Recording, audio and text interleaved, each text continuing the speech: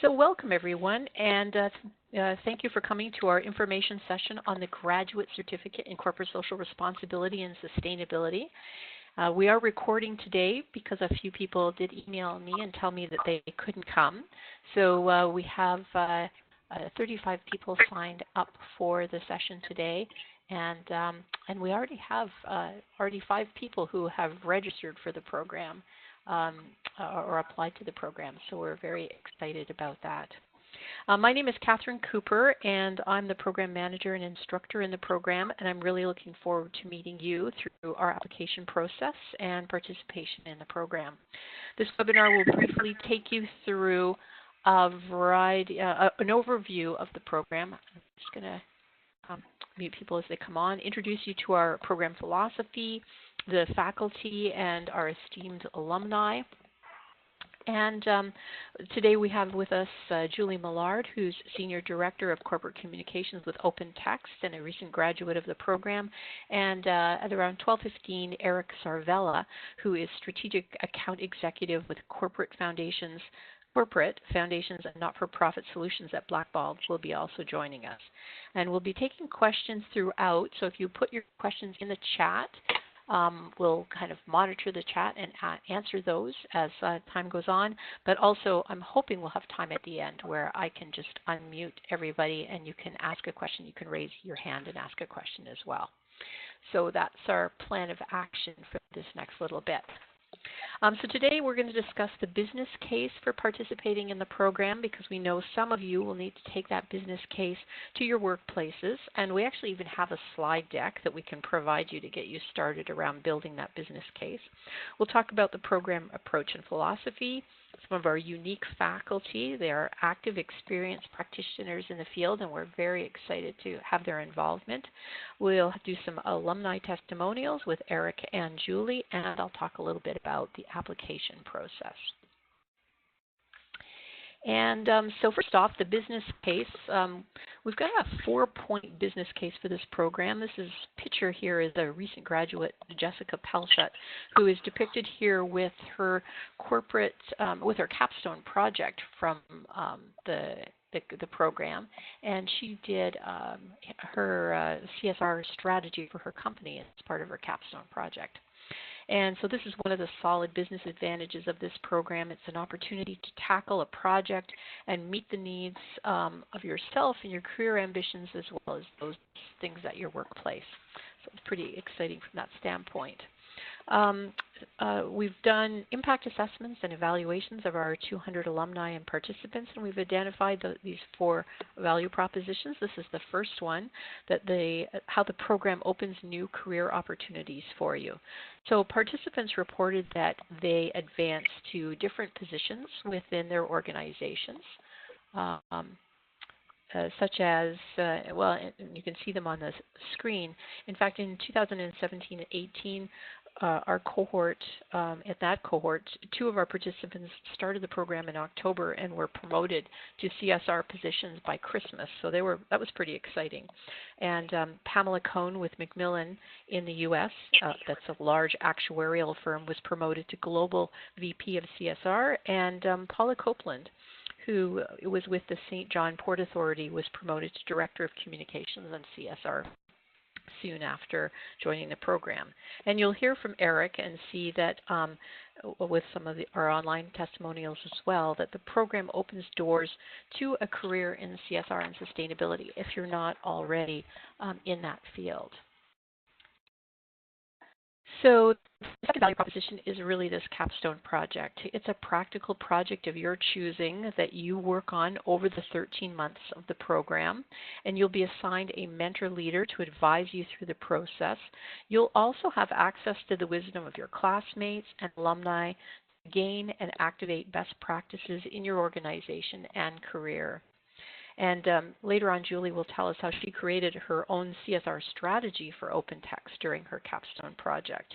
And the Capstone can focus on any number of topics, and here are some of the examples on the screen of the Capstone projects that people have had in the past. And I'm just going to make sure that, so please mute yourself as you come on the line so that we can have a nice, clear line for the recording. Whoops, okay. So tackling business opportunities is a third value proposition for the program, and the program provides practical tools, skills, and a confidence to tackle certain business challenges and opportunities related to CSR and sustainability. So we all probably have points of pain around this topic, and we'll help you address some of those things. You'll be introduced to a number of assessments and frameworks that will enable you to understand your organization's progress. So another example here is Pam Cohn in Module 2.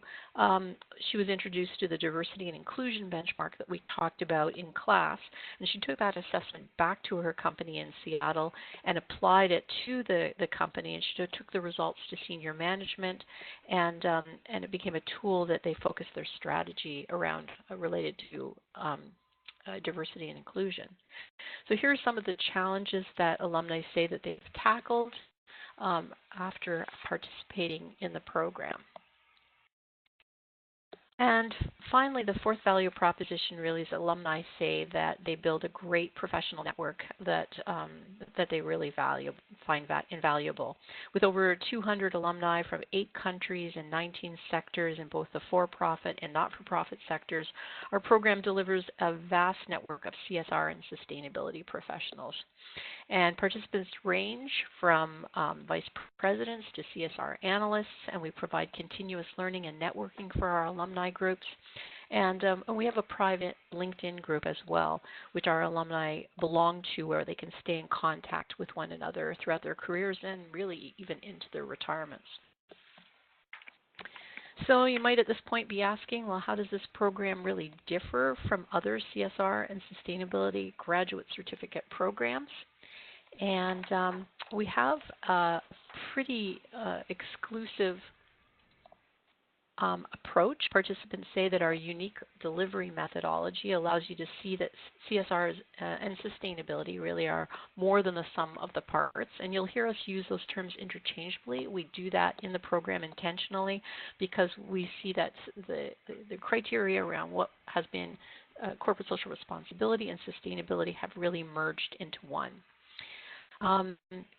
So here's some of the different features of the program. This last point, which will come up, which is around social purpose, is really significant given that social or responsible investment is on the rise. And leaders like Larry Fink, the CEO of BlackRock, one of the world's largest investment firms, continues to ask publicly traded companies to put social purpose and stakeholders at the center of their strategy. And he's done that for 2 years in a row now. His letter to CEOs last year was entitled Social Purpose. This year it's Social Purpose and Profit. And he's told them, you must demonstrate to us the long-term social and environmental value that your firm is providing to the world. And this is increasingly a central focus for investment. Another unique feature of the program is that participants are able to work full-time while they participate in the program. And so we meet 3 times in Toronto over a 13-month period for a total of 11 days.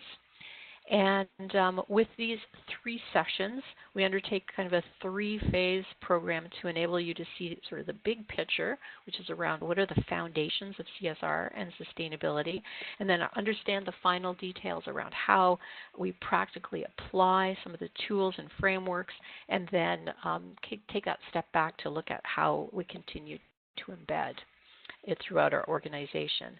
And in between those sessions, you'll be reading and doing reflections on our learning management system. So Brightspace is one of the leading learning management systems in the world. You'll be meeting with your leader mentor about your assignments in your Capstone project. You'll be participating in monthly alumni webinars about the practical approach that they take to issues such as stakeholder engagement or volunteerism or employee engagement or embedding social purpose or reporting on climate change. And also you'll be completing 2 assessed assignments, a book review and one other that you will choose from an option of 4 different options. And so the certificate, as I said, is divided into these 3 distinct phases. In this first phase, here are some of the topics that we focus on in this foundational phase. So unfortunately, 20 or 30 years in, we're still required to make the business case for CSR and sustainability. And so we give you some really practical tools on how to go about doing that. We do focus on change management, and we do a simulation through that. We help you to think of yourself as an intrapreneur, so someone who's helping to make change within your organization, and we give you examples of different intrapreneurs. And we talk about shared value, social purpose. We have someone come up from Global Compact in New York and talk to us about the Sustainable Development Goals and how companies are integrating those into their operations as well. In the second phase, which is the real practical phase, is one where we talk about everything from how do you make your strategy in sustainability and corporate social responsibility to building your community investment strategy, thinking about human rights and diversity and inclusion, where environmental sustainability fits into this and how it fits into your strategy. Business ethics, materiality, reporting. We talk about global standards. So all of these are areas that we spent some time on in that second module, which is 5 days in length, and it usually happens in the month of May. And the final stage of the program is really about advancing organizational embedding. So we reintegrate all the pieces that we've presented to you up until that point and show how they've manifested themselves in those capstone projects that everyone has been working on. And we also spend some time looking at different worldviews and talk specifically about Indigenous perspectives and reconciliation, particularly as it relates to countries like Canada, where we're in that process. And we also reconnect with the role of governance and leadership. This last module really helps us to consider how we would further embed CSR and sustainability into our operations. Whoops. And and with this, at this time I'd like to introduce you to Dr. Mimi Morocco, if I haven't silenced her by putting her on mute. Mimi is the instructor leader, and she's also a mentor to many of the participants in the program. She's a 20-year expert in this field, really one of the first people to really kind of bring it together. And aside from her expertise, she also brings, and you'll hear this in her next few slides, a really unique, multidisciplinary, reflective approach to this program, which is really valuable and people really appreciate.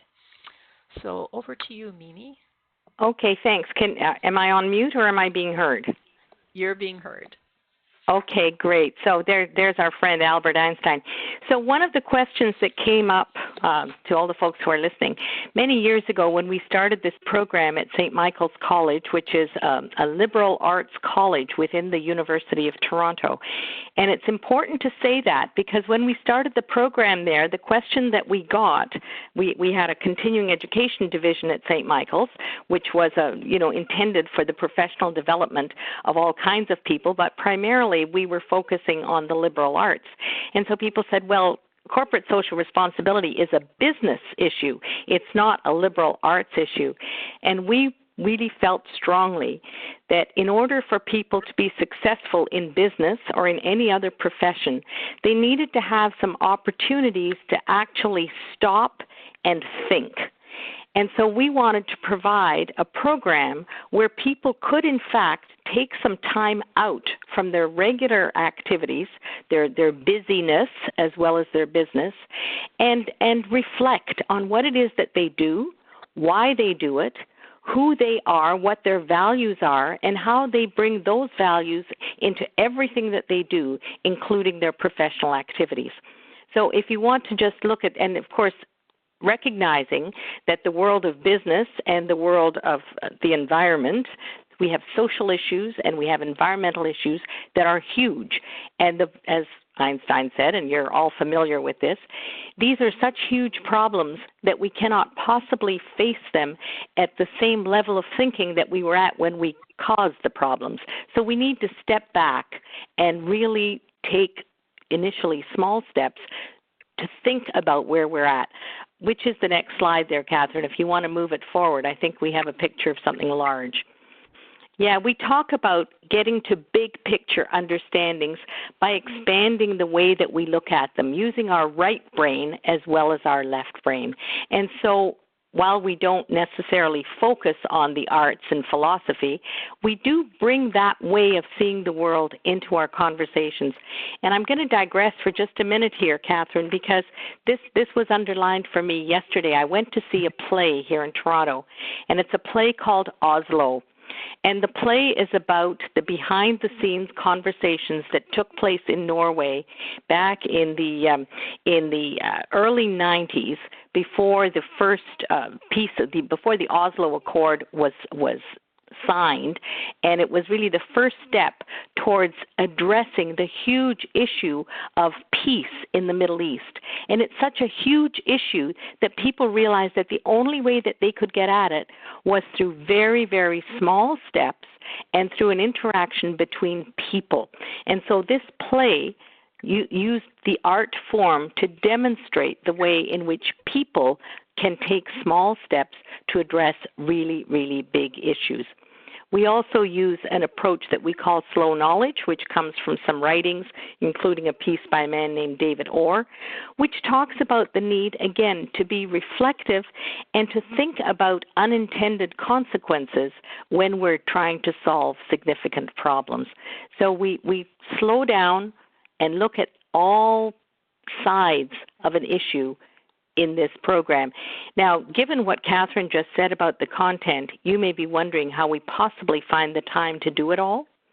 And part of it is that we deliberately set aside some time where we just think, or we might look at a poem, or we might go and look at an art exhibit, but we do very deliberately move away from our busyness to give us time to think. Do you want to just look at the next slide there, Catherine? Yeah, so we'll talk about this in the program itself, where, the fast knowledge is about coming up with a solution, whereas slow knowledge tries to look at the root of a problem and tries to look at a system-wide approach to issues so that we don't have to come up with quick solutions to problems. We try to meet them upstream rather than downstream. So let's have a look at the next slide. Yes.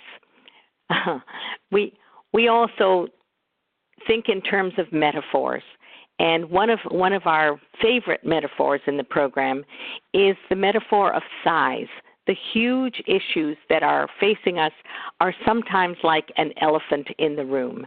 And so when we address those huge issues like the elephant in the room, we have to address them in small stages. And so our program invites participants to begin the process of one step or one program at a time in order to address these big issues. And I've had to talk a whole lot faster than we will be talking together when we actually meet. So go ahead, Catherine. I think you're ready to do more content. Okay, thank you so much. Yes, so Mimi is one of the amazing instructors that we have in this program, the people who kind of bring some thought leadership to the space over the last 18 years of the program. And some of the elements she just spoke of are some of the most valued of from the people or the participants that we're thinking about the whole person as we go through the program. It's not just the technical content, but it's also how we as change makers interact in the world. So our faculty and instructors come from a variety of different fields, from the for-profit and not-for-profit sector, and they've been involved in senior management in business and accounting and reporting, engineering, entrepreneurship, organizational development, and they join academics with backgrounds in philosophy and literature, ethics, and environmental studies. So if you've been on our website, you've seen a number of the different instructors. Here's a handful of the people that do provide instruction within the program. And again, a lot of these people either are currently actively working in the field or have retired from the field or have their own consulting firms in this field and are very much renowned subject matter experts. And we're very fortunate to have them involved. So I guess at this time, I'm hoping that I can turn it over to you, Julia. So I'd like to introduce Julie Millard, who's with our alumni. I don't think Eric has shown up yet, but I'm hopefully, while Julie's talking, maybe he will. And Julie, could you tell us a little bit about your experience with the program and the value that you found, and maybe any happy surprises along the way? Sure. Thank you, Catherine. Can you hear me okay? Yes, I can. Great. Okay. Well, I hope this is helpful to some of the people on the call, and that maybe my experience will resonate with maybe some of the reasons why you're considering this program. So I work for OpenText, as Catherine mentioned, and we are kind of just to start from the beginning so I can kind of share where I was coming from when I joined. We're a $3 billion large enterprise software organization. We've been around for a long time for a tech company, over 28 years. And you maybe never heard of us, and that's okay unless you need to buy enterprise software at any point in time. But being in the software business, we don't have a large carbon footprint. We don't produce anything tangible. And been around 28 years, but never had any kind of formal CSR initiative, policy, anything formalized. And what we began to see around 2016, 2017 was a large increase in requests from customers to demonstrate our commitment to CSR. And it became to be part of the contract renewal for business. It was part of new business through proposals. And we're a public company, so we started to get requests for reporting to the Carbon Disclosure Project, the CDP, and so our investors were asking. So it was coming out of the woodwork all of a sudden, and we were scrambling. It wasn't owned anywhere in the company. Again, it was popping up in sales, on the investor side, through proposals, legal, people who were trying to put contracts together, through even business renewals. And it seemed to end up on the plate of our internal audit team and compliance. And they'd be scrambling, trying to pull all this data together from across the organization to respond to our customers. And then finally, it came almost to a breaking point, and we had significant business on the line. And this is when, this is sort of the best time to make a business case, when you have a pipeline of millions of dollars of business renewals, and you just need to have a coordinated approach. And so we put a task force together, and it was, with dollars on the line, it was very easy to make the case for a formalized CSR program. And what the program specifically did for me was to give me the tools I needed to put a case together. It wasn't just, here's our pipeline of business and customers asking us to do this. It was, okay, this is what CSR is, because there's, if you ask a room full of 5 people, of 10 people, you're going to get 10 different answers. It means something different. People's assumptions are very different, I found. And so it gave me the tools to educate senior leaders on what it is. And through some of the tools and frameworks, I was very quickly able to establish or at least start a discussion on what it means to us and where do we want to be. So I'm speaking specifically to the CSR continuum and, becoming a transformational company, because that right away, that framework worked for me, because we started from a place of customer compliance. And I was really delighted actually to find out from others in my class that that's not odd, that's sort of a common evolution. So that made me feel a little better. But definitely I had the tools, I had the resources through this program to be able to build a case, to speak to a room full of executives and make it meaningful for them, and to get what I needed to formalize the program. And I have been with the organization for 7 years, but have been on the corporate communication side. So you might think, does CSR fit there? And I don't know. I was just the one that raised my hand and said, let's figure this out. And so while I now I guess, technically own the CSR function at OpenText. I work super closely with my friends in legal, in internal audit, in technology, in facilities, and right across the business. So, pretty quickly we had to set up a steering committee. I do have one headcount. So, we're a 13,000 person organization with one person dedicated to CSR. But certainly we leverage our relationships across the organization to lean on them for data that we need to drive the program and report on KPIs on a quarterly basis. So one other item I wanted to mention specifically that was helpful to me was the concept of materiality and understanding and being able to articulate what is most important for us in our organization to focus on. And they brought in incredible speakers, I thought, for the program to really make this tangible for me, and that's something I've definitely taken back to my organization. And in 2 short years, again, I have a head count. We have environmental KPIs in place. We've signed on to the UN Global Compact. We're developing a corporate giving strategy, and we're working towards external reporting. That's way more work than I ever anticipated to get there, but we're getting there, and we're actually even reporting up to our board of directors on a quarterly basis, which all of a sudden we're on the radar, and this program really gave me the tools to get the buy-in from the organization, to get the budget, the resources, and the support I need now to do what we need to do to comply with a lot of our customers with what they're asking us to do. So now we're able to demonstrate our commitment to CSR, which I would say this program helped me accelerate what I've been able to do with the program. So really super useful. And again, I know, Catherine, you mentioned the network. The network is real. The speakers I was able to connect with, the resources, and just the people in the class that I continue to have conversations with. Because it's, for such a big company, it's just me and one other person. And so having that network across the industry is really important for me, and that certainly came out of this program as well. So happy to answer any questions, but that's sort of my story in a nutshell, and I hope that's useful to you.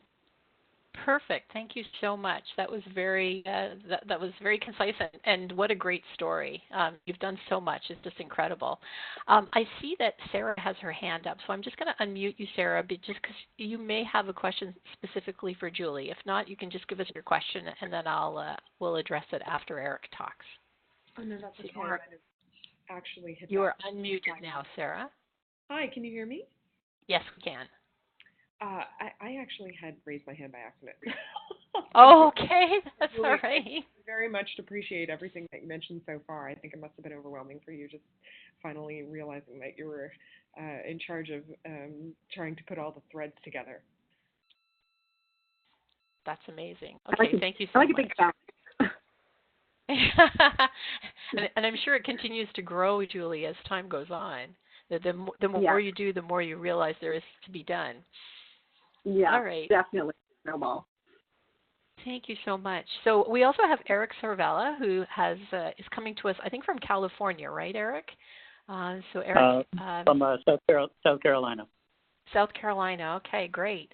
So so tell us a little bit, and I just let you know there is a question somebody had about do we know anyone who's started a consulting firm from their activities from the program, and I'll have an example of Pamela Cohen, but you may want to kind of talk a little bit about kind of the journey you took as well that involved consulting for a while as well.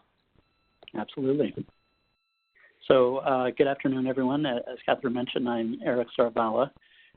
I'm most recently, as of January this year, the Strategic Account Executive at Blackbaud Canada, working with corporations and their CSR programs and granting foundations and nonprofit organizations across Canada. This role at Blackbaud was something that was unexpected, but the reason that they identified me and approached me about this particular role is because of the CSR sustainability work that I had done and the education that I had got through this program, in addition to a background in community investment and philanthropy as well. So as Catherine mentioned, the consulting, prior to that, I had been working on my own independently as a consultant. Initially started out, this was about 2.5 years ago, started out mainly in the philanthropic sector. The majority of my professional experience has been in that sector. But then I moved over to one of the financial institutions and was doing a lot of community investment and employee engagement in my role. And I started realizing that I had a few of these assets that made up corporate social responsibility, sustainability, and I thought I really want to move into this area, get a better education, and think about what those next steps could be to start working in this area. I evaluated programs. The one thing I really appreciated about the program at St. Mike's was the rigor around it, the academic rigor. There's some programs out there that it's you pretty much sit through the learnings, the modules, and at the end of it, you're deemed to be certified. And that wasn't the experience I was looking for. I was looking for really tangible education, skills, training, learning from leaders in the sustainability world.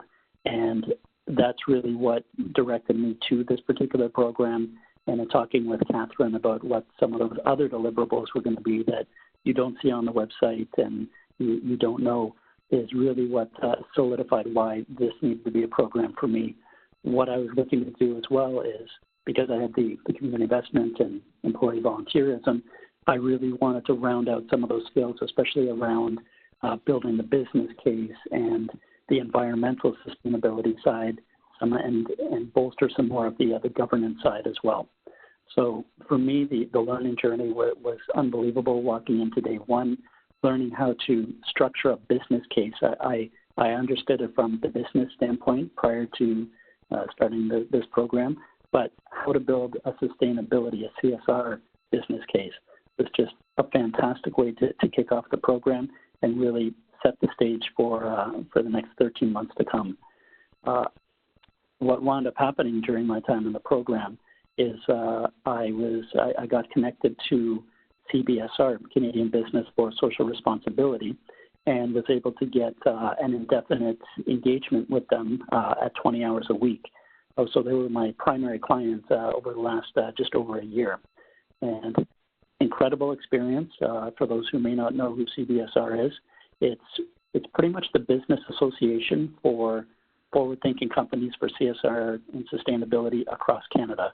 So we had about 20 corporate members, and we would work with them on their sustainability journey. So for one, it might be more on the environmental side. For another, it could be about employee engagement, creating D&I policies and implementing them. So I got pretty much to implement everything that I was learning in the program into my day-to-day work and into my day-to-day consulting. And it really opened up a network of professionals that I was able to tap into. One of the real intangibles here that I didn't expect that I was going to get out of the program is the mentors that you get connected with and the presenters as part of the program. They pretty much open up themselves and their network to you. So you become colleagues within the CSR and sustainability space. And that's something I really wasn't thinking about, that, you know what, I could reach out now to Bob Willard. And prior to that, I knew who Bob Willard was, and he was that pillar, that icon in definitely in Canada within this space. And now I know him, and now he'll take my call or respond to an email. And how amazing is that? My Capstone project was around powered by sustainability framework for CBSR's transformational company qualities. What this is a sustainability framework that we have, and anybody can go onto the website and take a look. We really work with our member companies to embed these 19 transformational company qualities that if you want to become a purpose-driven company and really truly sustainable and transformational, here are the things that you need to do. These were created back in 2012 But I took a look at that framework and said, what are some of those big events that have happened both in Canada and globally since that framework was developed? Things like the Sustainable Development Goals, things like what's come out from a business result from the Truth and Reconciliation Report. There's the Paris Accord. So there's some really big things that have happened in the sustainability space since 2012. So working with CBSR, I was able to take this framework and essentially update it based on what was happening current day and projecting out future day for sustainability. So it was an incredible experience and opportunity to be able to work on a project like this. And you're going to learn it as part of your learning tools when you get into the program. It's one of the sustainability frameworks that is taught to you. So being able to have a hand in molding what that could look like going forward was an amazing opportunity. And it is a real life project for CBSR where we're at a stage. And just to add a caveat here, so although I was consulting with them and now at Blackbaud, I've actually moved to a volunteer role with CBSR. So I'm still engaged with them and still working with them, but in a volunteer capacity. That's so great. At this point, yeah, I was just going to say at this point in time, we have a grants application into one of the social impact foundations in Canada for some funding to actually be able to take this my project, my Capstone project, to those next steps and map out exactly what we need to do to make all of these changes and really execute on the plan that I created through the Capstone project. Wow, Eric, you're wonderful. That's fantastic. And I think one of the things that makes me and I feel so great is that I think you said to us when you presented your Capstone project that you may not have considered incorporating the Truth and Reconciliation piece. It was the exposure to that during our program that really kind of made you think, hey, this needs to be a serious part of it. Absolutely. And if you're a company in Canada, this is something that all companies need to think about as part of their sustainability CSR programs. Yeah. Thank you so much, Eric. So thank you, Eric and Julie. I'm going to answer Anna's question. She had one about consulting firms, and I can give an example of Pam Cohn, who I've mentioned a couple of times. She graduated in the same cohort as Eric and Julie, and Pam went into this thinking that she'd actually like to go into the next phase of her life as a consultant. And her Capstone project was she worked with a law firm to do a survey of professional services companies to determine whether or not there was a market for her to become a CSR sustainability consultant in the professional services area. And so she has the results of that. She has now gone down to part-time at Milliman, and she has launched her consulting firm. And so there haven't been a number of people, there have been, that have made that transition into starting out their consulting or working with others in a consulting capacity. So that's great that those transitions can occur. Yeah, I can add to that, Catherine, sure. if I may. We had a senior, someone who was in a very senior position actually with Canada Post, and had been in senior positions in financial services before that, and who was at a point in his career where he was ready to move to the next phase. I wouldn't say it's certainly not retirement, but after the program, he launched a very successful consulting practice in CSR, and he still has that practice. Oh, that's terrific. Yeah. So with 20 years, there's definitely a number of people out there that have made that transition. So I think what I'll do now is I'll switch into the application mode. So those of you who are interested in knowing, okay, how does this actually work? And while I'm doing that, if you have any questions for the final end of the presentation, you can put those in the chat and we'll take those up at that time. So how does the application process basically work? We have 2 to 3 intakes to the program. The first one ends on April the 30th, and we take a maximum of 30 people in the program. And if all those spaces are filled after the first or second intake, then we stop taking applications. So it's always good to get in early if you're interested in participating in the program. We already have 5 people who have applied to the program, and they're at the early stages of approval at this particular point. So I think the bottom line is that for any of the cohorts, they are full, and it's important to apply early. So you apply online. You upload your application letter and CV, and people sometimes ask, what's in the application letter?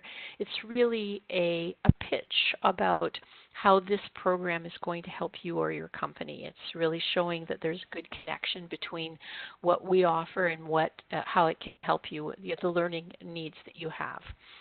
We'll do a telephone interview, or if you're from abroad, we usually use Skype for that purpose. And if there looks like there's a good fit between your learning objectives and what we can deliver for you, then we'll give you a letter of acceptance, and then you determine whether or not you want to accept a position in the program. You remit a reservation fee in order to hold your space in the program, and then we'll send you your first tuition payment that happens in June. At that point, we also open up the learning management system so that you can start your learning by going online and preparing for the October session. I know October seems a long ways away when we're opening it in June, but some people really want to get their learning started, and even more than that, there's a lot of work. There's about 40 or 50 hours worth of pre-work that you need to do. So having that extra time to digest it and review it and do some of your homework really helps. We also know that the program is a significant investment for people, whether it's for your company or a partnership between you and your company paying for it, or yourself. So many companies offer to pay the tuition in a single payment option. It's $8,400. That includes your books, and it includes your meals while you're on campus with us, breakfast and lunch, and a couple of dinners. For those who may have to pay it on their own, we can go to 3-payment option. So then the total tuition is $8,900. This costs a little bit more, but then you can make 3 payments over 2 years. And there's also a 2-payment option as well. It is eligible for Canadians for tuition tax credits. And we do have a couple of bursaries. It's important to apply early for these bursaries. We make the decision around on the bursaries in June, and the bursaries are $500 to $1,000. So, and it's based on need. And in total, I think there's $3,500 worth of bursary money. So that's the way that works. We have had people, and companies are often open to providing you with your professional development funds, so they'll pay for that part of the program that relates to your professional development, and then individuals pay the rest themselves. So there's all kinds of different approaches to that. And that was kind of quick, but maybe you'll have some more questions for me about the application process. So I'd like to open it up to questions right now. So someone's asking if I apply, or Savannah is asking, can I hold the opportunity for next year, or do I have to apply for the period I'm interested in? You can certainly apply now and hold it if you provide a reservation fee for next year. So yes, that is certainly possible. So you just have to make that really clear when you do the application that's your intention, is to aim for next year. The timing, maybe we didn't quite talk about this. So the intake process happens right up until June or August, and then October of 2019 will be our first 3-day session, and then it's May 2020, and then it will be November 2020. Do we require college transcripts or employer letters of recommendations? No, we don't. Letters of recommendations have been provided in the past, so that certainly helps. There's no question about that. We don't necessarily require college transcripts, though we do technically require that you have an undergraduate degree to get into the program, though we have had people who, and Jessica Palshad is a good example of this, who had no undergraduate degree, but she was already the vice president of a company and she had lots of years of experience, so we take that into consideration. when we just make our decisions around applications. So that's another question. Any other questions that people have? Catherine, if I could just add to the college transcript or the prerequisite. We have in our experience, we did have someone who again had a lot of experience coming to us from a public utility in Saskatchewan who did not have a BA or a BSc, took our program, had a senior position with the public utility, but after taking our program became eligible for an advanced degree and went on to get a master's degree even without a bachelor's based on the work that was done in our program and the letters of recommendation, the academic letters that she was able to get. So she went straight to a master's program. That's a really great story. Thank you for sharing that. Yes, and we do have a few people certainly who have gone on to do master's degrees, and actually one right now who's going to apply for a PhD. That's right. Yeah. Mm-hmm. So it's pretty cool. Are there any other questions or any other comments that maybe, okay, are there benefits for not-for-profits to have staff enrolled in this program? Mimi, do you want to take this one or do you want me to speak to it? It would be great to hear someone else. Well, I think the benefits for the not-profits have been similar to those for the profits. One of the things that happens, we've had a number of people from not-for-profits, and we don't encourage the folks from the not-for-profits to approach the people from the corporate sector in order to get either sponsorship or community investment partnerships.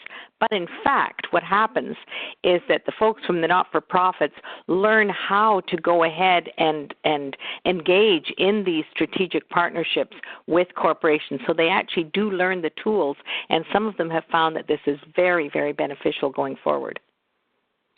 Yeah, and I think even was it the last cohort where we had two individuals actually kind of combine their Capstone project, and one of them was a not-for-profit making a pitch to the corporation, and the other one was the corporation trying to get that not-for-profit to integrate into their program. So, yeah, but we do try to discourage that. We're not trying to set up dance partners.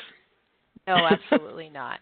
But at the same time, I think, as you say, it helps people to gain that business perspective so that they understand what is the world that these corporations are working in, and how do I have to focus on your social return on investment and some of those things that corporations are starting to move towards. Yeah, the majority and in the best. Oh, go ahead. Go. Eric? It's Eric. Yeah, I can give a perspective on this as well, given my background in for-profit, and echo what you're saying about the corporate partnership piece is big. Understand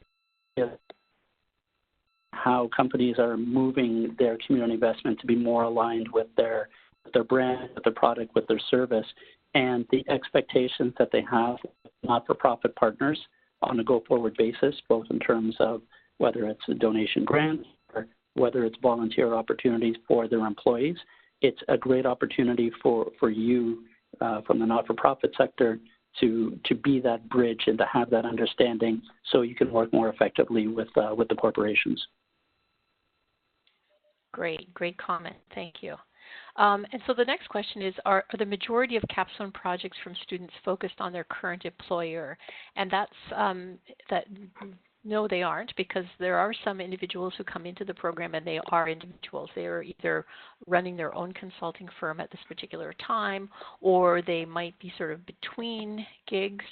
And so they focus their Capstone project on what is going to take their career to the next level. And so sometimes it's like, if I'm going to start my consulting firm, what are the best practices that I'm going to adopt as my philosophy of work associated with my practice? And as part of that, it might be going out and talking to some of the alumni of the program who are actively working in that field and finding out what works and what doesn't work. And so that becomes the Capstone project, is that investigation, and that identification of what that scope of practice will be for that organization, for that individual. So, and other people, it's been, I know a lot about community investment, but I really want to know a whole lot more about diversity and inclusion. And so therefore that development of that understanding becomes their capstone project. So it doesn't have to be focused on an employer, or it could be. I've got one of the mentees in my project right now who's in the Orangeville area, and she approached the city of Orangeville, the town of Orangeville, who is very much involved in sustainability, that maybe she could do some work with them to help advance their sustainability activity as part of her capstone project, so that she's getting connections, she's forwarding their activities, and she's getting a capstone project all together at once. So are there other questions? That's great. Well, thank you. Any other questions from anybody? So I do hope that you'll feel free, if you want to have an information interview where I can talk to you about the program, just email me. You have my email because I sent it to you with the links to this program. And we will be providing everyone with a copy of the video as well, so that you can have that for your future information. And please feel free to share this with others within your group as well. So if there aren't any more questions, I just want to thank so much for Julie and Eric for coming and telling us about your experience with the program, and for Mimi as well, taking a trip between your trips to the south. And thank all of you for coming and spending time with us today, and I hope we'll see you in the program this coming year. So thank you so much.